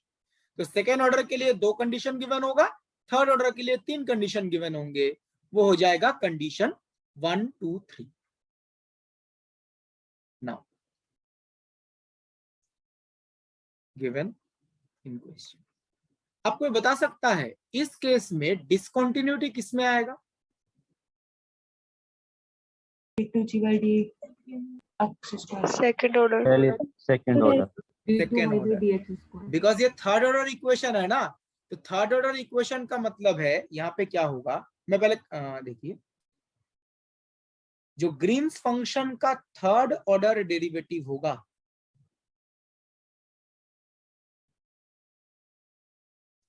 वो डिराक डेल्टा फंक्शन से कनेक्टेड होगा। तो थर्ड ऑर्डर डेरिवेटिव अगर डिराक डेल्टा से कनेक्टेड है तो डिसकंटिन्यूटी किस ऑर्डर में आएगा, सेकंड ऑर्डर। Second order. तो del 2 g del x2 this will be discontinuous at x equal to a.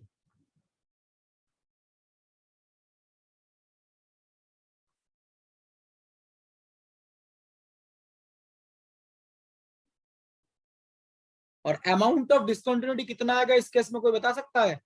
1 upon 1 by A3A. A3A. 3A, A3. अरे बिल्कुल सही। तो अमाउंट ऑफ डिस्कंटिन्यूटी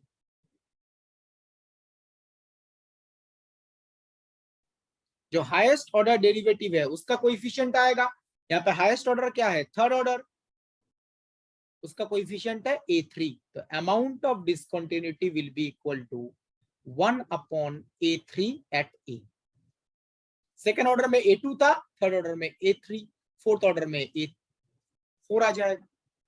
ये फोर्थ कंडीशन मान के चलो, ये जो लिखा गया। अब कंडीशन का नंबरिंग तो कुछ भी कर सकते हैं, ठीक है, नंबरिंग तब कुछ भी करो। ये condition, this is fourth condition. और बाकी दो कंडीशंस क्या होंगे? और भी दो बचे ना, टोटल 6 चाहिए। Suppose this is condition 4।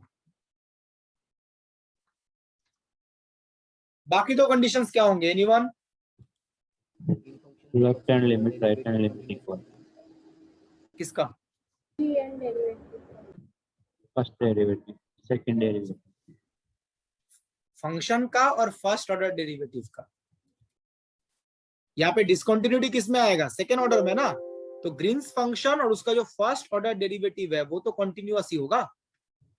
Just 1 minute.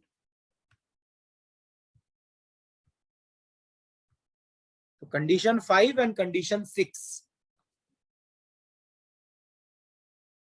तो ये डिस्कंटिन्यूटी कंडीशन लिख लेता हूं, ठीक है। सेकेंड ऑर्डर डिस्कंटिन्यूअस है, that means limit, right hand limit of second order partial derivative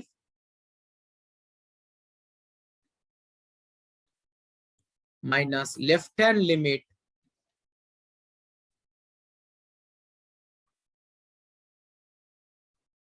of second order partial derivative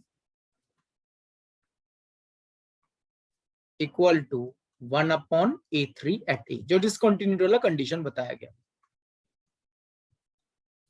next condition 5, जो ग्रीन्स फंक्शन है वो डिस्कंटिन्यूअस होगा।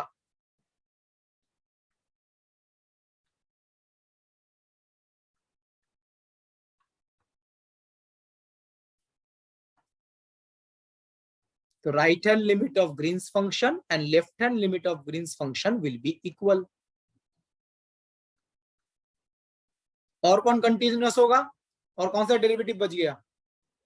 फर्स्ट ऑर्डर, बिल्कुल सही। इस केस में ग्रीन्स फंक्शन का जो फर्स्ट ऑर्डर डेरिवेटिव है वो भी कंटिन्यूअस होगा।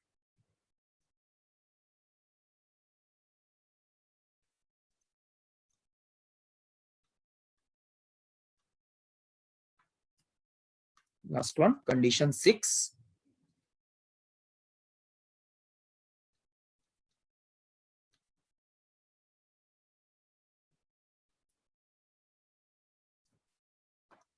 right hand limit of del g del x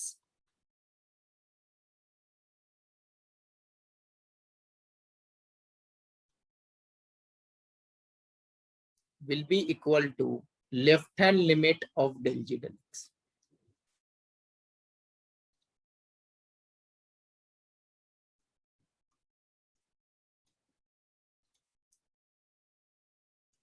Green's function continuous, Green's function का first order derivative continuous, Green's function का सेकेंड ऑर्डर डेरिवेटिव डिसकॉन्टिन्यूअस।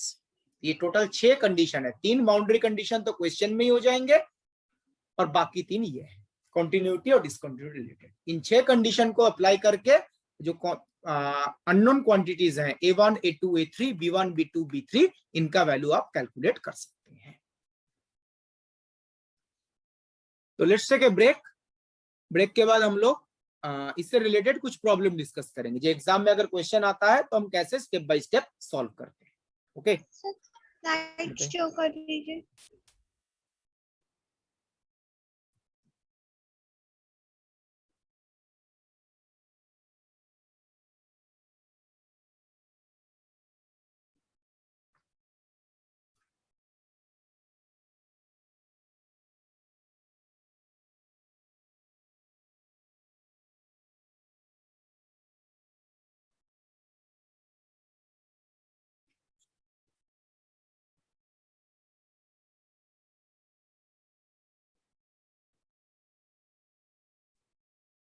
तो ठीक है, नेक्स्ट क्लास में कंटिन्यू करेंगे। हाँ बताइए। स्टार्टिंग से पीडीएफ शो कर दीजिए ये। मैं एक बार एंड में शो कर दूंगा। ओके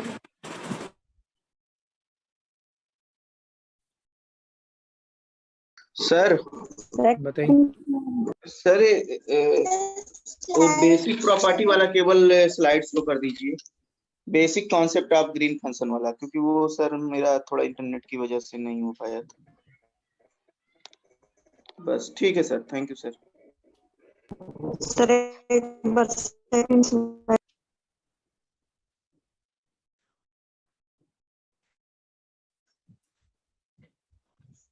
स्टार्टिंग से करते हैं सर। मैं एंड में कर दूंगा एक साथ।